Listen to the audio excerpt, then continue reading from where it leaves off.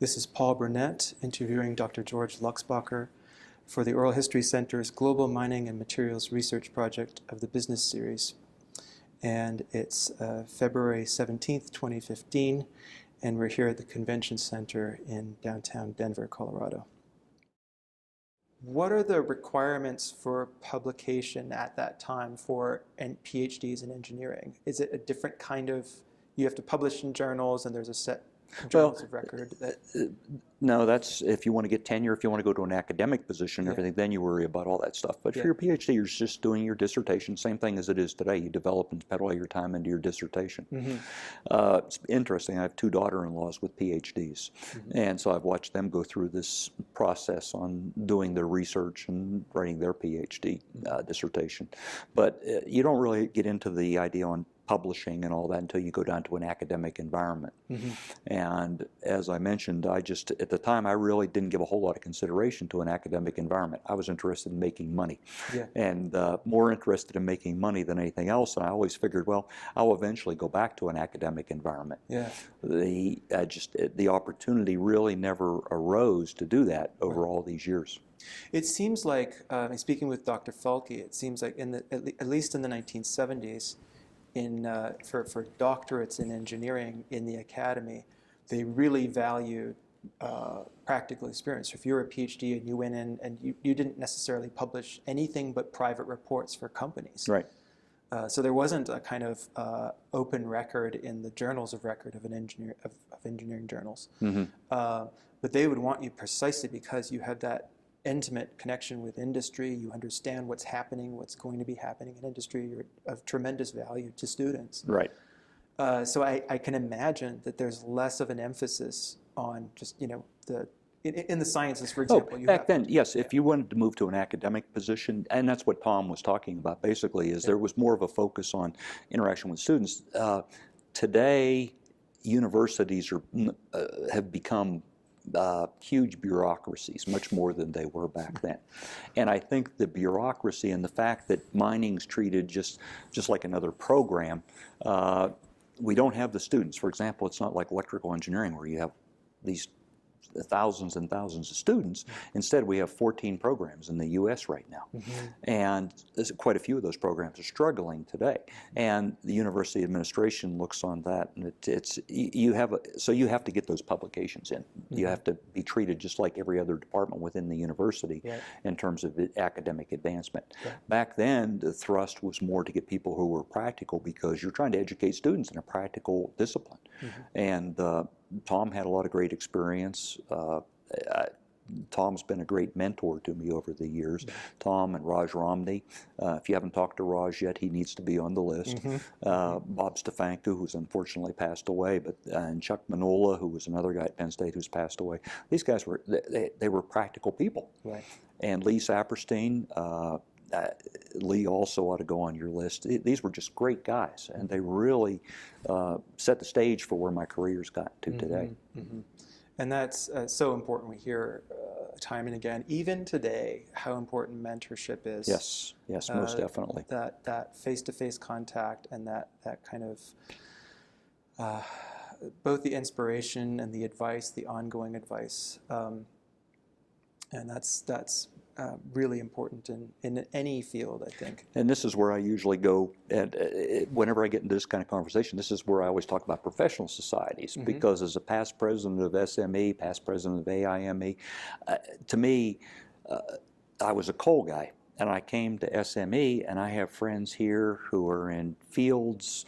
I have great friends in copper business, gold business. I mean, it's just, to me, professional societies give you that ability to find mentorship, to develop friendships, networking, to learn. I love to come here and go to the Dreyer lecture, the Jackling lecture. I don't care what it's really on. It's an opportunity to hear a presentation, a top quality presentation. I learned something out of it. Just the whole aspect of continuous learning. So to me, people who don't get involved in their professional society miss that opportunity for continuous mentorship. And these are SME is over 10,000? Yes. I think we're 14,000 members or something right now. And at the conferences, you've got I don't know, it's a fraction of that, I suppose. But this conference here will have 8,000 people, which is a lot of people. Now, a lot of these guys are vendors and whatnot, but you cannot miss the interaction that you have over there as you walk around and talk to vendors. Yeah, Tremendous opportunity, and so I'm a big believer in professional societies. And I imagine some interdisciplinarity too comes in. Yes. You might learn something, even if it's gold, but you're in coal, you might learn something about management, you might learn something, there are new techniques being used in different areas, and it gives the opportunity for people to... There's cross-fertilization in all this stuff, right. And so you can always pick up something. Right, right. So we can close that parenthesis for now and talk Come back to it if you want to. Sure, yeah. So we'll go back to what I was doing at Island Creek. So after I was manager technical data and engineering support, then I moved on to manager mine planning. I took over more of a mine planning effort, trying to get all of our operating divisions to use some computer software and everything. We had the deck minis, and we were trying to, because digital had really, it came out with that mini platform that was a little box about 3 foot tall that did what the Series 1 did, and the Series 1 was like 8 foot tall. Right. And so DEC came out with this little mini, and so we migrated all of our planning over to Eagle software and started doing that. And so I started doing more of a planning thing, and then in '85, I moved over to Director of Mining Engineering, so I took over the coordination of mining engineering among all of our operating divisions. So all the division mining engineers reported to me. So that was an interesting transition too, because I was dealing more with the day-to-day stuff that was happening out in the field. At the same time, all this China stuff's going on in the background. We're actually building the mine in China and whatnot. And so again, my boss is out dealing with China, and I'm dealing more with the day-to-day stuff. So it was an opportunity. I think I was blessed. I've often looked at this like this, that whereas some people have a hands-on manager above them, I had a manager who was never there. Yeah. So I had an opportunity to do a lot, step into his shoes on a lot of different things that otherwise I may not have had the opportunity to do. And I think that really helped me grow because I just took on so many different roles over time. So it worked out very well for me. Wow. So that's late 80s until... But 86, I think I did that. Yeah. And then, let's see. During this sort of early period in your career, were there economic downswings or upswings in the coal industry that affected how the work was done? And I guess I should have mentioned that. I saw it all. Whenever the first OPEC energy crisis hit in '73, Right. I had come to work for Consol, and our prices were here, and all of a sudden our prices were here. Just overnight, the coal prices, we started getting more money for our coal during the OPEC oil crisis. And so suddenly we were making too much money. I remember I was told, okay, pre-buy your operating supplies for your engineering group and everything, because this isn't going to last. Because what happens, and I've seen this time and time again, the price goes up. Now suddenly you start mining. You start mining in areas where you wouldn't have mined when the price was down here. Yeah. So suddenly your costs creep up to match that very quickly. So it's a short period of time when that happens. Yeah. But so you have your ups and your downs. And so that was a knock-on effect of the increase in the price of petroleum or price of crude oil. yes, People then switch from oil to coal, the people that have the ability to switch. But the two of them, to some extent, oil prices and coal prices, I mean, it's energy, so you're buying energy. And so, but you can't readily switch. I mean, you can't put coal in your gas tank, but Right. there is an element here where these track each other. And the OPEC oil crisis suddenly raised the viability of coal for a lot of other things. And it was just interesting. I still remember that overnight, all of a sudden, the price on coal went up significantly. And probably interest in conversion research as well. yes, there was a lot of work being done on that at the time. I saw the same thing. Occidental had used the proceeds from some of the coal mines of Island Creek to fund the North Sea oil drilling. So we had so we had a pledge against that. So one of the things I had to do early on in my career was we had to continue to show reserves, operating reserves pledged against the cash flow that funded the North Sea. So we had to report to Gaulier and McNaughton. So every year I had to prepare reserve reports for Gaulier and McNaughton, and they'd come in and they'd review these. It's interesting. Now here I am many years later, and de Gaulier, the Dallas Arboretum has a de Gaulier house down there. So de Gaulier was evidently, I haven't looked into how the tie is, but de Gaulier was the same de Gaulier that lived in Dallas. But so I had to do those type of things. And even there, you could look at how prices changed over time, because pricing and costs, the coal business, you don't make a whole lot of money.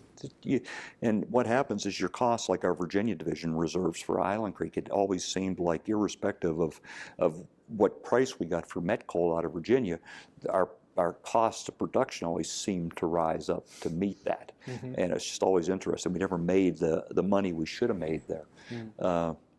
Later on, I got involved with our, and this is after we sold Island Creek to Consol, I got involved with our International Marine Terminals asset down in south of New Orleans, where we had bought it to transload coal. And we never made money there. Our costs always equaled our operating costs always equaled our revenue. And it was interesting, after we sold it to Kinder Morgan cut costs dramatically and made money out of the whole thing. We should have been making money out of that too the whole time. That's just the nature of the business. Right. Well, it's the market. It sends those signals. And I mean, that can lead to good things and prevents shortages, I suppose.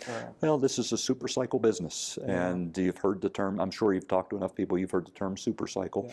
And it was about 3 years ago, we had a meeting here, and one of our keynotes was talking about how this is not a super cycle, that it's going to continue, that the basics have changed, the basics of the industry have changed, and it turned out we were back in the super cycle, and now we're down on the other side of it again.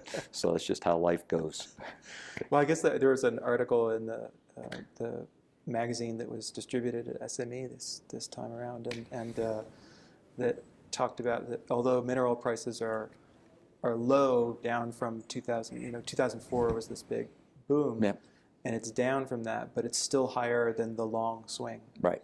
So it's in the backs of people's minds all the time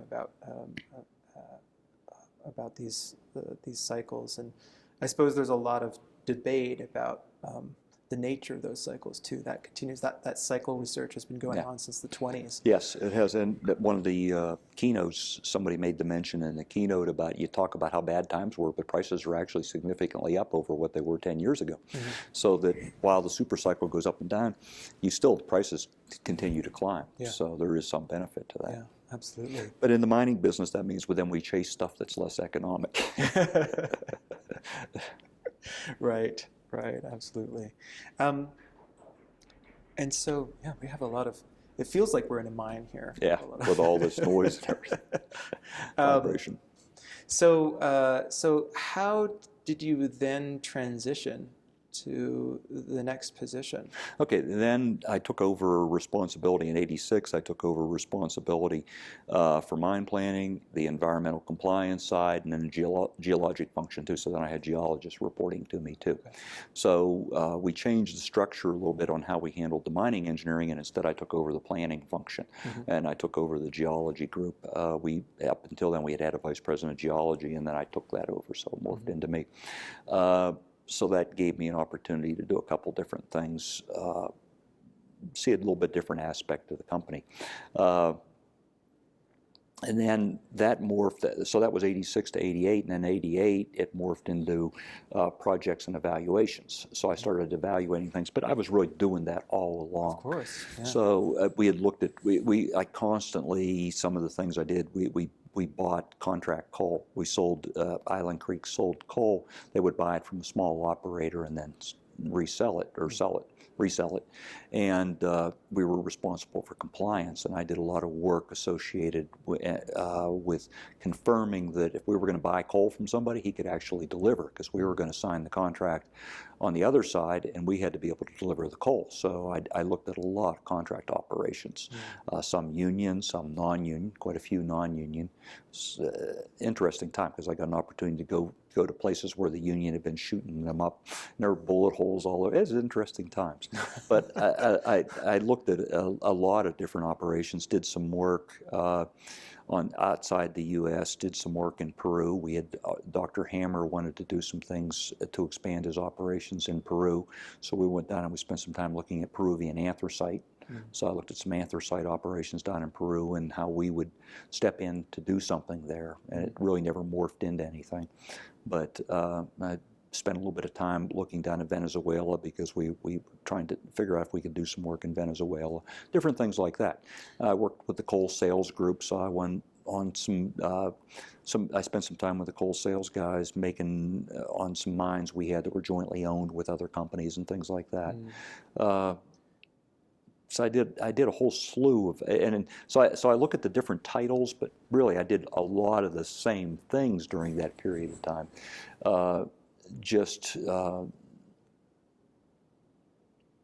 It was interesting, because it got me into a lot of different aspects of the company. Well, it seems like the difference when you're talking about evaluations, you were always evaluating and assessing, but it sounds like a lot of the assessment was internal. You were assessing the internal operations. And then I started looking at external stuff, doing a lot more external stuff.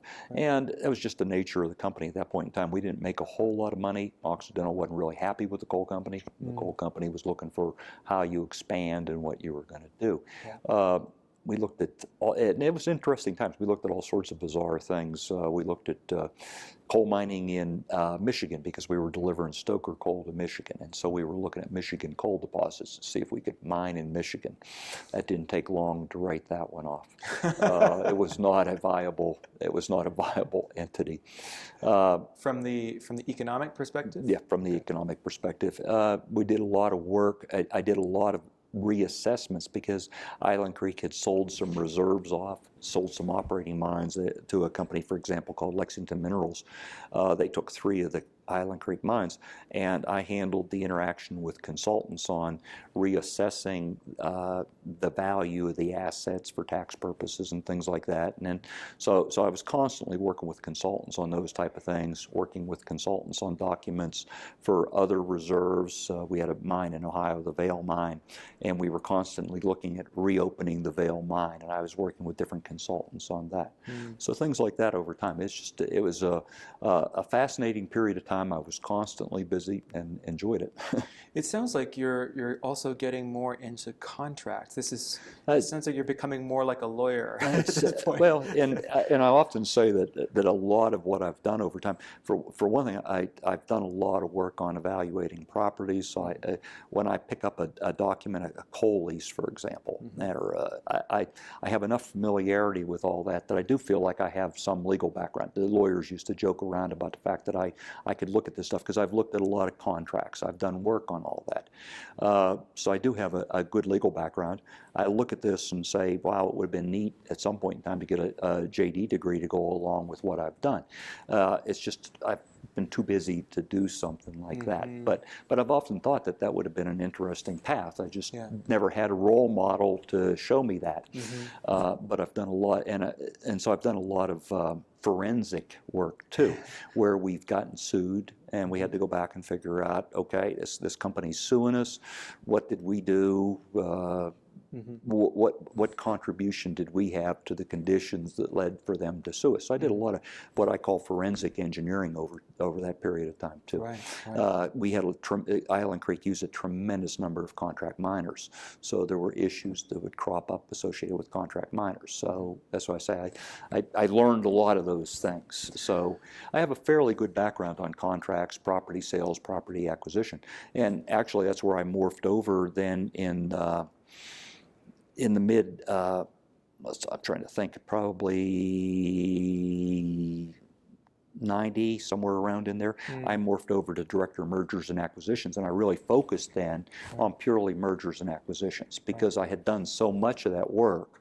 And at that point, Island Creek was trying to figure out how we improved cash flow. So we were looking at merging with some of the major companies. So we were looking at, do we acquire Peabody, for example, and create a huge company out of Island Creek, or how do we do this? So I moved over to an M&A role and left that engineering side behind, and my focus was purely on all these different companies. Along the way in here, Island Creek did a historic agreement with the UMWA.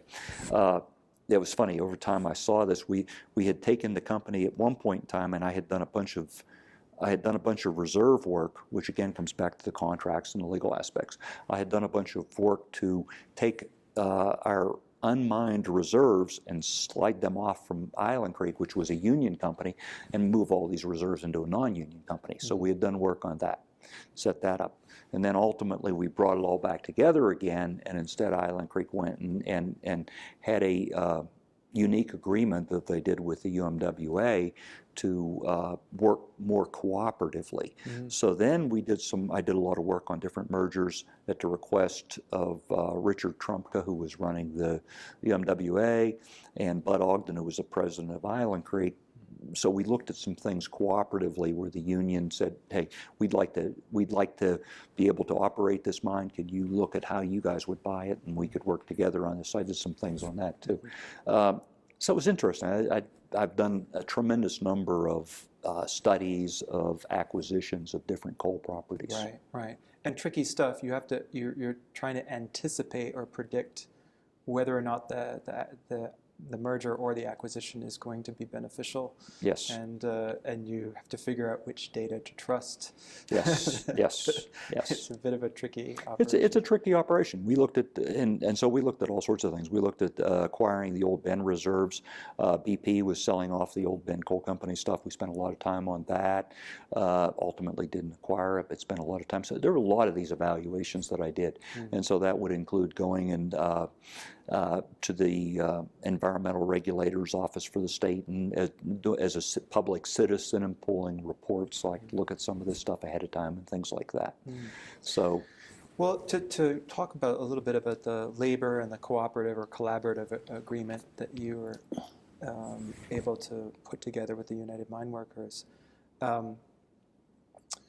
During that period, and I suppose a bit earlier, there were these kind of epic, bitter, long-standing disputes and struggles in particular towns, and there's that that county down in West Virginia. That was between, it was a Massey operation. Yeah, Yes. and so do you have any reflections on how those became so bitter, and how your company managed to avoid some of those?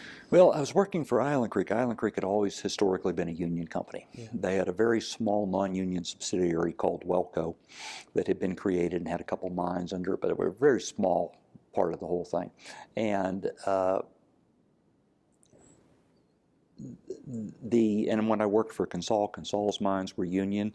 When I worked for Consol, I crossed picket lines, so which is a traumatic experience in and of itself when people are beating on your car and everything. But it's interesting. But I truly, from a people perspective, coal miners are great people, and whether they're union or not, non-union, they're great people. They're hardworking people, and this whole non-union issue in West Virginia, we weren't part of that. We were union operations. We did assessments for going non-union simply because it gave you a lot more operational flexibility, but we never really got into that kind of stuff. Yeah. We looked at acquisitions so that we could take some of those sites and move them more into a cooperative UMWA umbrella. So I did acquisition evaluations on some properties like that. Like I mentioned, I went to one place that was full of bullet holes all over the building because they had been shot at, and that was down in that area of West Virginia. Right. And it was a company we were looking at acquiring so that we could take it under our umbrella. But I really can't offer much more insight other than that. There are people that can much better address those things than I. Yeah. Stan Suboleski, if you get a chance, talk to Stan. Harlan County, I think, was the Yeah. place that I was Helen thinking. Harlan, that goes back to the 20s where Yeah, Harlan really had issues. Yeah. yeah. But it's and I guess the other piece of the story in terms of stuff has become less militant and over time in certain places. But the other piece of it is that there's been, I imagine, some technological substitutions. There are fewer people. You have fewer people. Your labor workforce goes down, down, down, and the size of mines. When I started out, if you had a mine that ran 1 million ton per year out of the mine, you were probably approaching bottlenecks. Mm-hmm. And Consol started putting in mines that did 3 or 6 million tons a year. And I mean, the technology really has changed, and you can do that because you have support systems and things that are better equipped. You still may in longwall mining. So now you're doing things with longwall mining that would have taken, you can replace 5 continuous miner sections with 1 longwall section. You have to have the continuous miner for development for the longwall, but once that longwall is rolling, it's rolling, right. And you're moving a lot of coal out of the mine. Mm-hmm. And so this technology really has reduced the number of workforce. It's improved the tons per man productivity and things of that nature. Mm-hmm. And so that feeds into safety issues. There's fewer people underground. Right. There's yes. fewer accidents. Yes. And coal mining, this column I wrote for Geotimes, I did a comparison, and it's just phenomenal when you look at what the record. Now, people tend to focus on the disasters, and disasters occasionally happen. They happen in any industry, right. But they get a lot of attention because they're good sound bites and whatnot. But when you really look at the industry overall, even if you include those, this is a very safe industry, extremely safe industry. But people tend to focus on the negative, and it really is a shame. Yeah. So there are many transitions. There's computerization. There's health and safety. There's technology changes, yes, all this, yeah. That's happening at this time, and so that's how you ended when you were at I was mergers and acquisitions, yeah. And we had the realization at that point in time that we weren't producing a whole lot of revenue. We just weren't making profit right. And the liabilities associated with the coal company were huge. Here you had a coal company that had been founded in 1919, I think, or 1902. It goes back to 1902 when Albert Holden went down to down to West Virginia, and so we had this legacy and had been a union company. Tremendous liabilities associated with black lung and everything else. Right. Tremendous liabilities, $1 billion worth of liability, and so we're trying to offset that with some cash flow, and you just don't generate enough money. And so we had looked at, toward the tail end there, we had looked at buying Peabody, just going to that next incremental scale, and that hadn't matured. So Occidental made a decision they were going to sell the coal company. Right. So they basically put it out, and Consol wind up buying the coal company for a very nominal sum, actually a very small sum, but Consol took that huge liability along with it. Right. So basically Occidental took that off the books altogether. It just went out the door. So it was a tremendous, irrespective of the actual cash sales price, which I think was like 25 million or something like that. It's almost insignificant, 25 or 40 million. The fact that they were able to move all the liabilities out was a tremendous benefit to Occidental.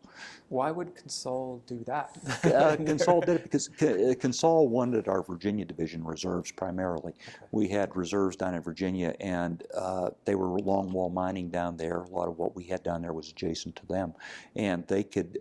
And I can't, beyond that, I can just tell you that what they wanted was our Virginia division, and they took everything else to get Virginia. Oh, I see. And they operated some of our other mines too, and they're still to this day, some of the other mines are operating, but that was the key to what they wanted was Virginia division, and then they could reorganize the Virginia, our reserves with their mine and our mines, and better, and hopefully it's been a transition that's paid off for them. I can't answer that. But so we in 1993, we sold the coal company. And we did it through a stock sale, and we sold the stock of Island Creek Corporation, and Glen Springs Holdings was the company that was used as that vehicle for that sale. And we retained some excluded assets. The properties that primarily weren't in production were retained under Glen Springs. Even though they went as part of the stock sale to Consol, we retained the liability for those particular properties, environmental liability mainly. So that would have been in 1993. So suddenly I was asked if I would stay around. Consol had a deal in there where they could exercise an option and take the remaining properties.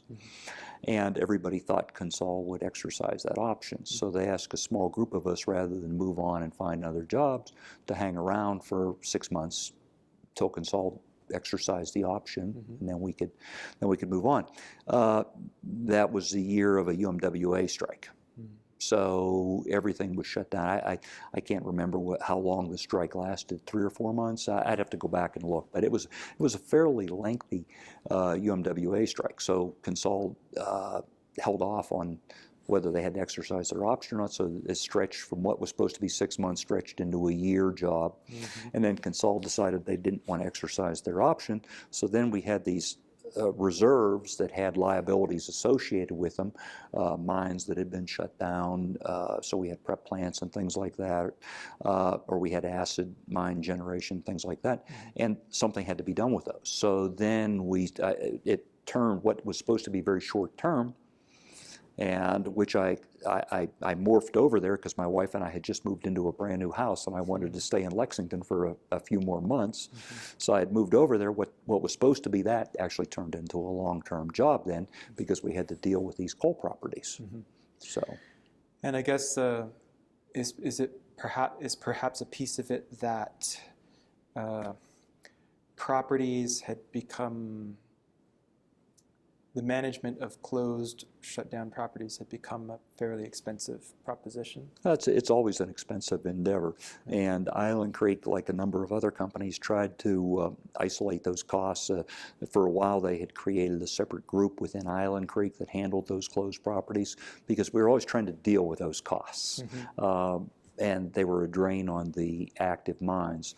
So they had tried some accounting things where they set a separate reserve up for those properties, and then had a special group within Island Creek that I assisted that tried to manage those closed properties. Although my focus was on M&A and my focus was on the active mines.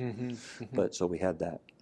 Well, this is perhaps a good point then to talk about a key evolution in the industry, which is the rise of federal and state regulation of the industry in terms of environmental cleanup and remediation. And that begins, there's a long history of it, but it begins in earnest in the 1970s, and then you have the Superfund Act, the CERCLA, in 1980. Yes. And under that act, the polluter pays, and so even if you've signed off and gotten rid of a property, you're still liable because you engaged in that activity, and that company is liable forever. Hypothetically, yes. Hypothetically, and I understand, and this is very, very superficial knowledge, but that in the 1980s, not too much was done. Right. Something like was $700 million of cleanup that was supposed to be done, and about $40 million of it had been undertaken. Most of it went to legal fees. So $40 million worth of legal fees, and not much was done. Not much else, because companies, at that point in time, there was still a lot of debate. And that really didn't, my coal work, I didn't focus on that at all. This is knowledge that I got later. Yeah. But you had CERCLA, and the way CERCLA was defined, there was motivation to argue about liability rather than go in and actually do the cleanup. So what it turned into was a great revenue for attorneys, and everybody spent a lot of time suing each other, and very little got done trying to clean things up. And one of the original inspirations, perhaps the wrong word, but one of the motivations, I guess, for creating the Superfund Act was a number of disasters that arose in conjunction with toxic toxic sites that had been sold off and then subsequently repurposed to housing development. So I'm thinking of Love Canal. Love Canal was one of the major, and that was an Occidental issue that we dealt with at Island Creek to some extent because we're familiar with it. It impacted the public perception of us. Right. So our environmental people at Island Creek followed that as to what had happened. But it was one of the early drivers on this, and Occidental has their own. They had acquired Hooker Chemical. Love Canal came along with Hooker Chemical. There's a whole. I mean, I could sit here and I could give you the litany of why Hooker wasn't really liable or responsible for what transpired there. When you go back, the properties were closed, and this comes back even to mining because when I worked for Consol, we had one of my responsibilities was the Westland mine, and I still remember going over an area that had been surface mined for Westland, and it was the typical cast, and it was just like this hummocks. Hills, and it was just because it had been mined, nothing been backfilled, it just dumped. But that was practice at the time. At the time, you wouldn't spend more money on reclamation than the land was worth. If you bought it for $2,000, you weren't going to spend $2,000 to turn it back, and that was just accepted practice at the time. And so a lot of these things, you look at them, the context changes today. You put today's filter on, and you look back at those things, and you say, how could people do these things? How could this happen? But you have to put that. You have to filter it. You have to go back and look at what the context was at the time. Well, in the case of Hooker Chemical, I suppose it wasn't just Hooker Chemical, it was the U.S. Army. There were other people who started using the site, and it was lined, and it was capped. It wasn't really lined, but the nature of the material. It was lined because of the nature of the material, because that was originally a canal that was dug by Love for, his whole idea was for electrical generation. This was the old AC-DC electrical generation, so he was on the DC side, and AC won out, and the canal never got built, and so it was sitting there, and it was used for disposal. But it was capped, and you can make a strong argument that but for the fact that the property was condemned and a road was put through it that then breached the bathtub, and now the bathtub could fill with water from rain, that it wouldn't have been an issue. So that's why I say you can go back and forth on liability, and the U.S. Army put material. You can go back through all that stuff, and you can argue one way or the other. At the end of the day, the key is it was responsibly handled long term. Right. And I guess the way that CERCLA dealt with it was, irrespective of any agreement, because I think Hooker Chemical, when it sold the land, it said, there's toxic waste here, and we absolve ourselves of any liability for anything. We're not responsible. We're handing that off to you.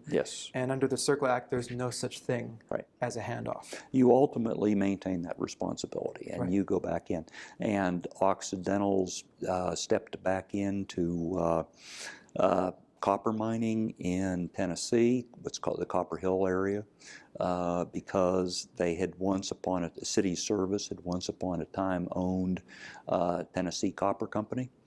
I worked extensively on litigation associated with the Miami Copper Company, because that was also a subsidiary of cities before Occidental bought cities, and it all comes back through exactly the chain you're talking about there. At the end of the day, they're going to go after somebody with money. And so I've worked on these projects because we were ultimately in the chain of title, and we had money. So I think the initial the eventual payout from Occidental was something like $130 million. Somewhere around that. Can you talk a little bit about, I think one thing that we don't really know much about is how these companies manage those liabilities. Is it because you're sufficiently large that you can sort of amortize the liability? That's the wrong term, but how do you manage these liabilities if they're significant? we never got to how I got from selling Okay. Island Creek Sure. to Love Canal, and I know you're interested Yeah, in yeah. Love Canal, and it's probably a topic I'm less interested in getting into Okay. because it's still, I just don't want to deal with the company issues associated with it, but I will say this, that most of your companies that have those type of liabilities, and all the big companies have those type of liabilities, and so they have sites that have been landfills or have been production sites that the only way you can deal with them is a pump and treat. So you have, basically, you're going to handle those sites forever. The mining industry has the same problem, acid mine drainage. So, for example, I managed the Bird Mine site for Occidental for a number of years, and the Bird Mine site's AMD generation in Johnstown, Pennsylvania, and it will be producing acid 100 years from now, 200 years from now. I mean, you're not going to stop the acid generation. Those are long-term liabilities. So what large companies do is large companies reserve for that. Okay. And you're typically bonded so that if you did go bankrupt, there's money out there to be grabbed, and hypothetically, the amount of that bond is enough to set up a perpetual sinking fund for pump and treat, amortize it, and pay for it, hypothetically. But large companies basically fund that out of cash flow. You're right. And it's a perpetual liability that just continues. And is that the same as the, is there also a tax that the Superfund requires, or do they have a reserve requirement that comes out of the Superfund Act? The Superfund Act, and that went away for a while. I'm not sure whether they reestablished that tax or not, because it did expire at one point in time. Okay. But it's for the fund for orphan sites. It has nothing to do with active sites that are being managed today. Okay. So if you're a company, you're not drawing upon Superfund. You're paying for that. Right. And I'm trying to think of the number of mining sites that are listed on Circle. There's a significant number of mining sites. 14,000 Superfund sites total. But then you got to look at what the mining segment of that is. And the mining segment, when you include smelters and things of that nature, is a significant component on that. And the mining sites have actually had some of the higher NRD, natural resource damage claims, have been associated with mining sites. So NRD is one of those ongoing things. But of the settlements that have been made, some of the larger settlements are related to mining sites. So that's another aspect that really doesn't fall under CERCLA per se. Right. But so most of the companies, though, handle this through cash flow. I mean, it's just, you have a reserve, you set aside a reserve. Typically, your reserve is set aside not based on a perpetuity. Of course, after you go out about 10 years anyhow, those costs, net present value of those costs goes down. But everybody has a period of time in which they establish costs for and they reserve costs for. So you have a reserve hypothetically set on the books for that. Right. I don't know if you can answer this, but one of the things I've been asking everyone is about the relative decline of the large American mining companies compared with the Canadian, Australian, and Chinese. Is there any relationship between the kind of remediation requirements? I don't know what Canada's remediation. See, I wouldn't attribute that to remedial. I attribute that, I mean, your large American mining companies, America's not that great of a good place to do business today. Look at the issues that have went through to try to put in the new copper project, Deep Mine Copper Project in Arizona. It's just very difficult to get permits and things like that today. Nobody wants mines here. And that's why license to mine and sustainability, these are all really critical factors that I think the industry is addressing. And I think the industry is doing a great job today trying to address some of these things. But unfortunately, you have the legacy of the past that people tend to look at the legacy. They don't look at. But I think a lot of your large U.S. mining companies, we still have some large U.S. mining companies, but these others have grown tremendously. And I think part of it is their ability to expand in other countries because of less stringent environmental regulations. Although today, you're starting to get globalization of those requirements.